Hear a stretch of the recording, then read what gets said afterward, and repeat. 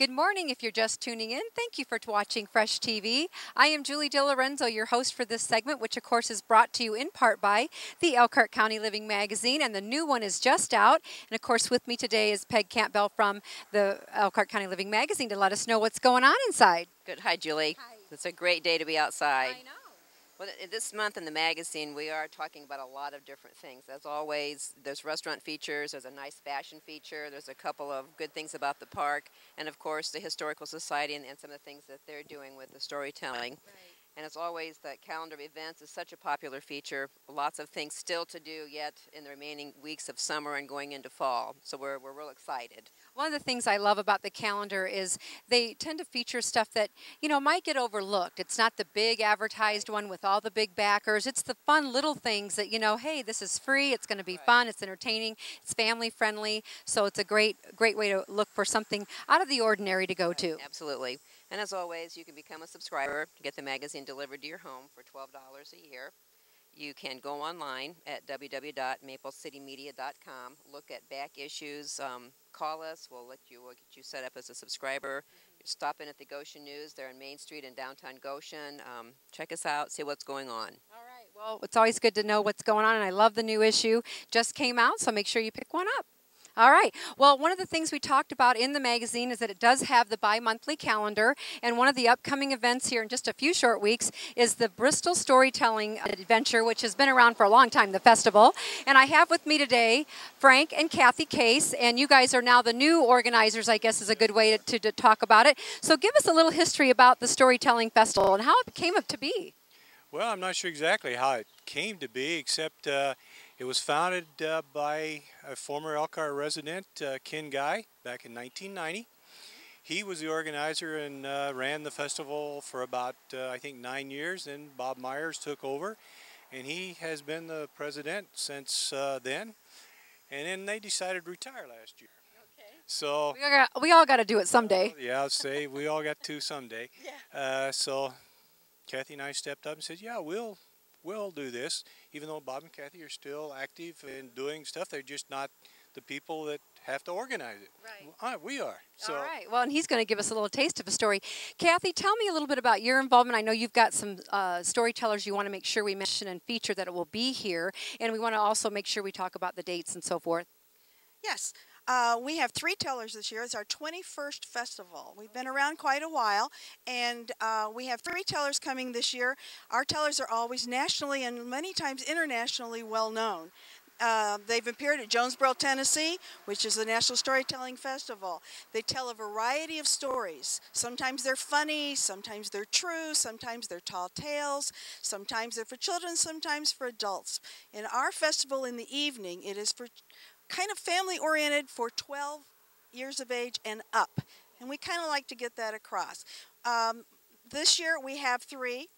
We have Mary Hamilton. This is her picture. Frankfort, Tennessee is where she's from. This will be her first time here, but she has been at National. She tells Kentucky tales. Obviously, that's kind of where she's from. She tells, good ones. Yes, she does. She tells folklore-type stories and true stories also of her life. We enjoy her. Yeah. Another one that we're having is Dan Ketting. Dan Ketting has been here 4 times before, and everybody enjoys him. He plays guitar, banjo, and the spoons sometimes. Okay. He has appeared at National Festival, of course. He's also appeared on NPR and Good Morning America and CNN. He's quite well known. He tells a lot of other stories that we enjoy also. I'm going to say, what else? Oh, he tells a lot of boyhood stories from his time in Chicago. He tells ghost stories, and we really have enjoyed him. And you have one more. One more. Connie Reagan Blake. Connie Reagan Blake is from Asheville, North Carolina. She has been at National Storytelling almost every year ever since it existed. She has appeared here once some time back. She's tells mostly Appalachian stories, and she's really, really good. Has a wonderful, soothing voice that you just love to listen to. I often wondered if it's you're a storyteller because you've enjoyed reading, maybe you've been a teacher, or it's just something that you like to do, like if you like to sew. Well, most of the women storytellers, without exception, I think, that I can think of, are librarians or former librarians. Okay. and that's what they enjoy doing. All right. So Well, they we're got gonna our get stories all their life. We're going to get a sample of a quick story. I have with me, hello, we have Bob Myers, and you, again, are going to tell us a little quick story to give people a little sample of what they might be hearing here soon. I will. What I want to tell you about is yesterday I was fishing, and I happened to look up on the shore, and there was a small piney squirrel kind of pacing back and forth, and I was watching him and enjoying nature. And it dawned on me that in front of him, about 4 or 5 foot from the bank, was a rock with a walnut laying on it. And it suddenly struck me what that squirrel was doing was trying to figure out how to get to that walnut. And I thought, isn't nature wonderful? And just then that squirrel started to climb a small branch on a bush right beside him. The higher he went, the more that branch bent over. It bent over the water. And I thought, boy, that squirrel is really smart. He kept going higher and higher. When he got to the tip of the branch, he was just a few inches above where that rock was, and he let go and dropped down, picked up that walnut, and enjoyed it. And I thought, that's marvelous. Now what's he going to do? That squirrel paced around that rock 3 or 4 times, looking for a way off. Finally, he dove in the water and started to swim for shore. When he was about halfway across there, a big fish came out of the water, snapped him up, and disappeared. I was just awestruck. I thought, this is marvelous, to be able to witness something like that. And before I could turn away, what would I see but that fish coming out of the water with another walnut in his mouth, placing it on that rock. Smart fish.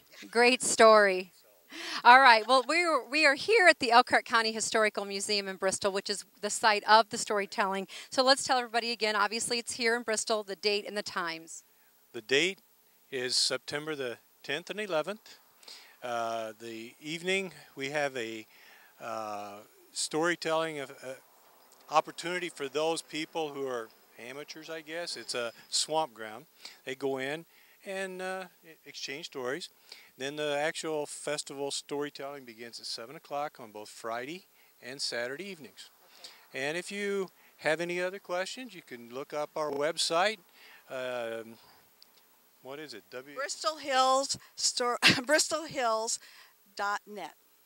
BristolHills.net. So 2 nights, bring the family down, enjoy some storytelling, and that was a good story, Bob. All right. All right. Well, make sure you enjoy the storytelling here in Bristol. It's been around a long time, so it must be not only enjoyable but successful. So stay tuned. We'll be back in a moment after this short break.